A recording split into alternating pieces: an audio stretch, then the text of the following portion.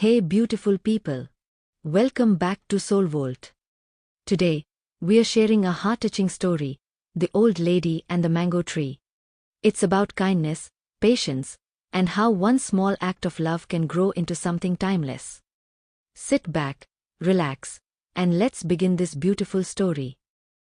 In a quiet little village surrounded by green fields and gentle hills, there lived an old lady named Meera.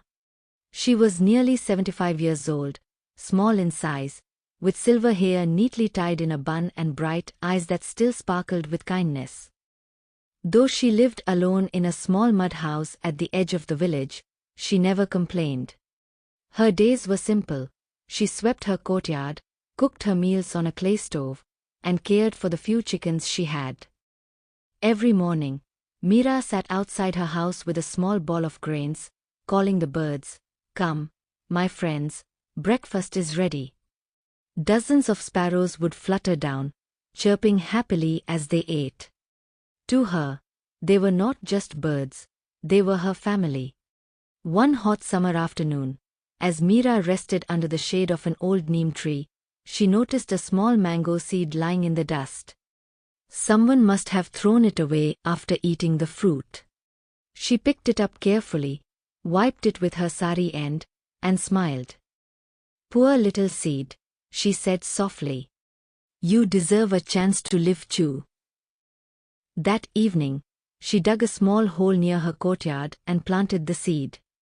Every day, she poured a little water and talked to it as if it could hear. "Grow well, my little one," she would whisper. "One day, you'll give sweet mangoes to this world." Days passed into weeks, and weeks turned into months. The seed sprouted into a delicate green sapling. Meera's joy knew no bounds. She made a small fence of sticks around it to keep the goats away. Villagers laughed when they saw her talking to the tiny plant. "Meera Amma," said Raju, the village grocer, "you will never live to eat its fruits. Why trouble yourself?" She smiled gently and replied, "My son, I am not planting it for myself. Someone else will enjoy its shade and fruits. I am doing what others did for us long ago." Her words made Raju thoughtful. Years rolled by. The little mango tree grew tall and strong. Meera continued to care for it, watering it, removing weeds, and protecting it during storms. She grew old and weaker, but her love for the tree never faded. Sometimes she leaned against its trunk, closing her eyes, listening to the rustle of leaves. It was like music to her tired heart. Then one year, the tree blossomed for the first time. Tiny yellow flowers appeared, filling the air with a sweet fragrance. Meera's heart swelled with happiness.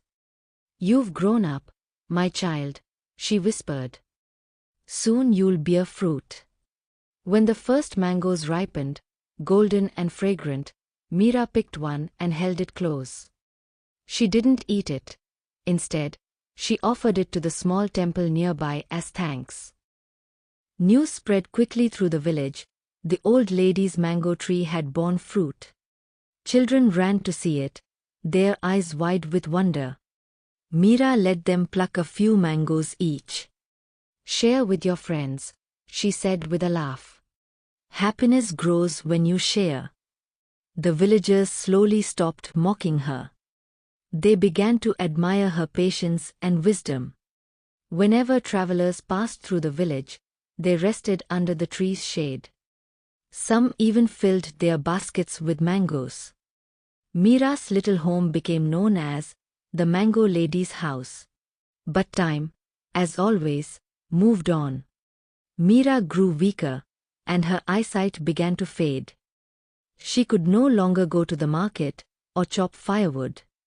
Still, she sat beneath the mango tree every evening, feeling the cool breeze through its branches. Birds still came to her yard, now more than ever. They nested in the tree she had planted years ago.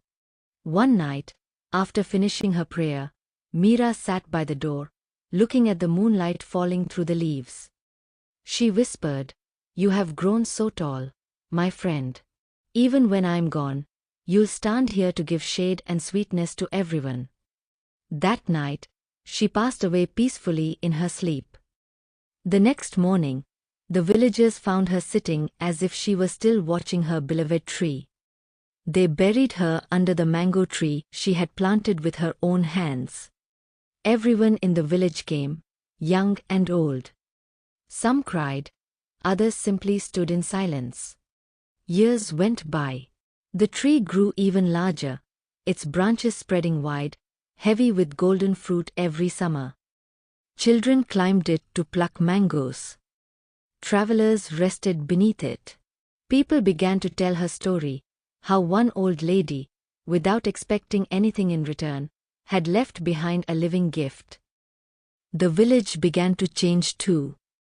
Inspired by Meera Amma, people started planting trees along the paths and near their homes. They taught their children to water the plants and care for them. Every year on the day Meera passed away, the villagers gathered under her tree to celebrate Tree Day. They sang songs, planted new saplings, and shared mangoes from her tree.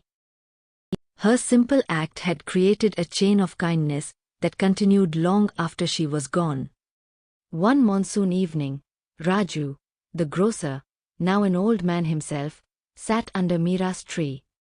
His grandson asked him, "Dada, why do people say this tree is special?" Raju smiled. "Because it was planted with love," he said. "Meera Amma didn't plant it for herself. She planted it for us, for you, and for everyone who comes after. The sweetest fruits are those grown from kindness." The boy looked up at the golden mangoes hanging above. "Then I will plant one too," he said. Raju patted his grandson's head. "That's how her spirit lives on," he whispered. The tree rustled softly as if agreeing. The wind carried the fragrance of ripe mangoes across the fields. And somewhere, perhaps in the whispering leaves, Meera Amma's gentle voice still said, "Grow well, my little one. One day, you'll give sweetness to this world." Moral of the story: true goodness lies in doing something for others without expecting anything in return. Small acts of kindness, like planting a tree, can grow into something beautiful that benefits generations.